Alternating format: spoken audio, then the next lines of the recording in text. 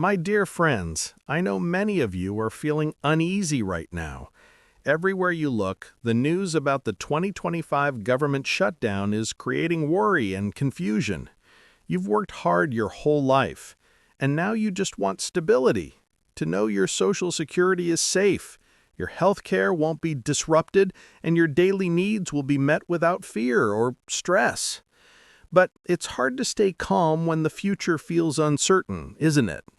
That's why I'm here with you today, to walk you through exactly what's happening, what it means for seniors like you, and most importantly, what steps you can take to protect yourself and your peace of mind. We're going to face this together, one clear point at a time. And before we begin, tell me in the comments, which state are you watching from? I want to know where my strong seniors are tuning in from. 1. The surge in scams targeting seniors. My friends, during the 2025 government shutdown, scams against older adults have increased sharply. Scammers know many seniors are worried about their benefits, so they use that fear to trick people. They pretend to be from Social Security, Medicare, or the IRS and claim there's a problem with your payments or account. They might ask for your Social Security number, Medicare ID, or bank details to verify your information. But remember, the government never calls, emails, or texts asking for personal details. Here's an example. Mr. Douglas, a 76-year-old man from Florida, got a call from someone claiming to be from Medicare. They said his coverage would be stopped unless he confirmed his bank account. He believed them and gave the details. Within 2 days, his account was emptied. These scams sound official and polite, but they are dangerous and costly. Here's what you should do. Hang up immediately if someone calls asking for personal information. Don't click on links or reply to suspicious emails or texts. Contact the official agency directly using the number on your letters or their website. Freeze your credit if you can. It stops scammers from opening accounts in your name. Please talk about this with friends and family. Many seniors stay quiet after being scammed, but sharing what happened can help others avoid the same mistake. Stay alert, trust your instincts, and remember, if something feels urgent or threatening, it's likely a scam. 2. Social Security COLA 2026 delay. My friends, this one affects almost every senior in the country. Because of the 2025 government shutdown, the cost of living adjustment, COLA, for 2026 is being delayed. The COLA is what increases your Social Security payments each year to keep up with rising costs of food, gas, and other essentials. The problem is, the Social Security Administration needs data from the Bureau of Labor Statistics to calculate that increase. And right now, that data can't be released because many government offices are closed. Let me be clear, your current Social Security payments are not stopping. You'll still get your monthly check or deposit as usual. What's delayed is the announcement of how much your 2026 payment will increase. For seniors living on a fixed income, that uncertainty makes it hard to plan for next year. For example, Mrs. Green, a retired teacher from Ohio, said she usually plans her budget based on the new COLA, rent, medication, and groceries. But this year she said, "I don't know what to expect." And that's what many seniors are feeling right now. Here's what you can do. Stay informed by checking updates from AARP or SSA.gov. Avoid making big spending decisions until the new COLA is announced. And help friends or neighbors who may not have access to online updates. This delay is temporary, but staying alert and planning carefully can help reduce stress. Your payments are safe. They're just waiting for the new adjustment to be calculated. 3. Telehealth disruption. My friends, many of you have come to depend on telehealth, talking to your doctor over the phone or video instead of visiting in person. It's made life easier for seniors, especially for those with mobility issues or who live far from a clinic. But because of the 2025 government shutdown, many telehealth services are now being disrupted. Here's what's happening. Medicare expanded telehealth after COVID-19, but those programs rely on federal funding and staff. Since many workers have been furloughed, some clinics can't offer virtual appointments right now. Support lines that help seniors connect online are also limited.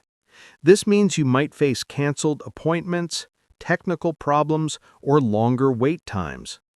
Take Mr. Harris, a 79-year-old from Arizona. He has heart disease and used to meet his cardiologist online every 2 weeks. Now his clinic told him those visits are paused until funding returns. He said, "I feel like I've lost my connection to care." Sadly, many seniors are in the same situation. Here's what you can do. Call your clinic or Medicare provider to ask if telehealth services are still available. Check your private insurance plan. Some are still covering virtual visits even during the shutdown. Schedule in-person visits if possible. Don't delay important care. Speak up. Contact your local representative and tell them how important telehealth is to you. Your health can't wait. Even if services are limited, stay proactive. Reach out, ask questions, and make sure you're getting the care you need, whether online or in person. 4. IRS delays. My friends, let's talk about something that might not seem urgent, but can cause a lot of stress. Tax delays. Because of the 2025 government shutdown, thousands of IRS employees have been furloughed, and that means tax services are running very slowly. If you're waiting for a refund, a correction on your tax return, or help with a question, expect delays. Many seniors depend on their refund to cover important expenses like medications, bills, or home repairs, and now that money is taking longer to arrive. Phone lines are overloaded, and paper filings are sitting unprocessed. Take Mr. and Mrs. Williams from Michigan, for example. They sent in a correction for last year's tax return and were told it would take a few weeks. 3 months later, they're still waiting, and no one can give them an update. This is happening to many seniors across the country. Here's what you can do. Stay calm. Refunds and filings are delayed, not lost. Once the shutdown ends, they'll start processing again. Keep records. Save every document, letter, or receipt in one place. A clear paper trail helps if there's an issue later. Talk to a CPA or tax professional if you need help or advice. They can sometimes reach IRS contacts directly. Inform others if you can't pay on time. Tell your landlord, utility company, or doctor's office that the delay is due to the shutdown. Many will understand and work with you. This situation is temporary, my friends. Keep your papers organized, stay patient, and know that your refund will come. It's just taking longer than usual. 5. Medicare and Medicaid service interruptions. My friends, this one directly affects your health care. Medicare and Medicaid are still paying benefits during the 2025 government shutdown, but many of the people who manage these programs are not working right now. That means delays in getting help with billing problems, plan changes, or questions about your coverage. For example, if you need to change your Medicare plan because your doctor no longer accepts it, you might have to wait weeks before anyone can process it. If there's a mistake in your billing or you're waiting for a claim to be fixed, it may take longer than usual. These delays can be frustrating and stressful, especially if you depend on these programs for your regular care or prescriptions. Let me give you an example. Miss Allen, a 72-year-old woman from Virginia, called Medicare about a billing issue for her insulin. Usually it gets solved in a few days, but this time she was told to wait until after the shutdown. That delay meant she had to pay out of pocket for her medication. This is what many seniors are going through right now. Here's what you can do. Use online resources. Go to Medicare.gov to check your coverage or download documents. If you don't feel comfortable online, ask a friend or family member for help. Reach out to local programs.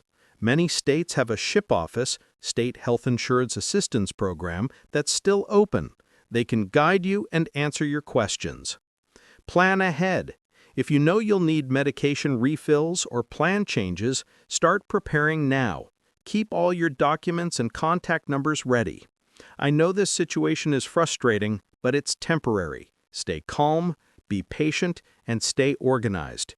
Your benefits are safe. They're just moving slower than usual. 6. Food assistance at risk. My friends, this one is about something basic but essential. Food. Many seniors across the country depend on programs like Meals on Wheels, SNAP, the Supplemental Nutrition Assistance Program, and Senior Community Meal Centers.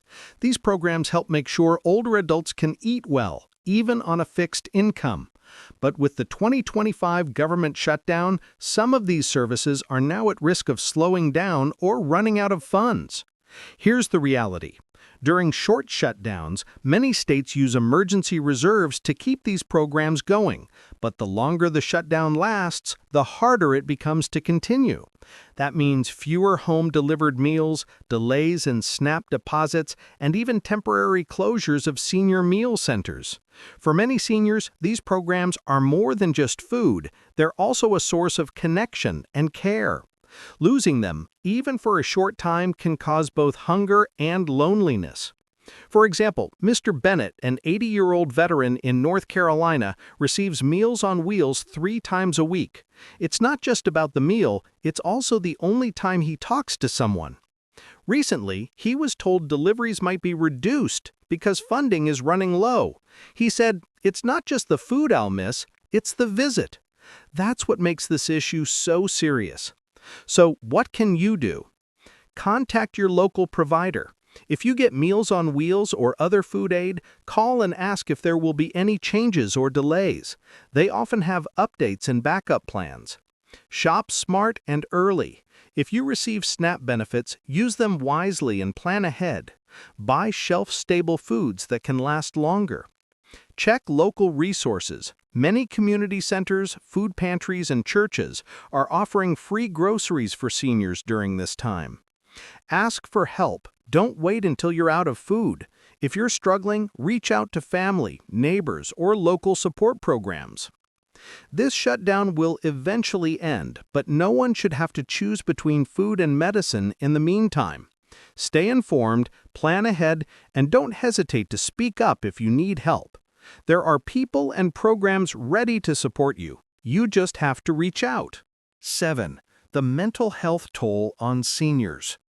My friends, this last point is one we often don't talk about enough, the emotional side of all this. The 2025 government shutdown isn't just causing financial or healthcare problems. It's also creating a heavy mental burden for many older adults. When you keep hearing news about delays, risks, and shutdowns, it's easy to start feeling anxious, sad, or even hopeless. Many seniors have told me they feel like they're constantly waiting for payments, waiting for updates, waiting for life to feel normal again. That kind of uncertainty can wear you down. Some are losing sleep, others feel lonely, and many are afraid of what might happen next. These feelings are completely normal, but they can take a toll on your health if ignored. For example, Mrs. Peterson, a 75-year-old widow from Illinois, shared that she stopped watching the news for a while because it made her heart race and her mind restless. Instead, she started calling her daughter every evening just to talk about simple things: dinner, weather, grandkids. She said, "That small change helped me feel human again." And that's exactly the kind of step that can make a difference. So here's what you can do to protect your mental well-being during this stressful time. Limit the news. Stay informed, but don't spend the whole day watching it. Once or twice a day is enough. Reach out. Talk to a friend, a neighbor, or a family member. Even a short chat can ease the stress. Stay connected. If you belong to a church, senior center, or community group, don't isolate yourself. Staying social helps you feel supported. Seek help if needed. Many states offer free mental health hotlines for seniors. Talking to a counselor, even over the phone, can help you feel calmer and more in control. Do small things that lift your mood. Take a short walk, listen to your favorite music, or call someone who makes you smile. You've been through tough times before, and you made it through. You'll make it through this one too. Remember, it's okay to feel anxious, but don't face it alone. Stay connected, stay hopeful, and keep reminding yourself you're stronger than this moment. My dear friends, we've talked about many serious issues today. Scams, delays in Social Security, problems with healthcare, food programs, and even the stress all this has brought into your lives. I know it can feel overwhelming, but please remember this. You've faced challenges before, and you made it through every one of them. This time will be no different. The government shutdown may cause delays and confusion, but it cannot take away your strength, your wisdom, or your spirit. What matters most now is staying informed, staying calm, and staying connected. Keep an eye on trusted sources like AARP or Medicare.gov. Talk to your neighbors and friends, and don't be afraid to ask for help if you need it.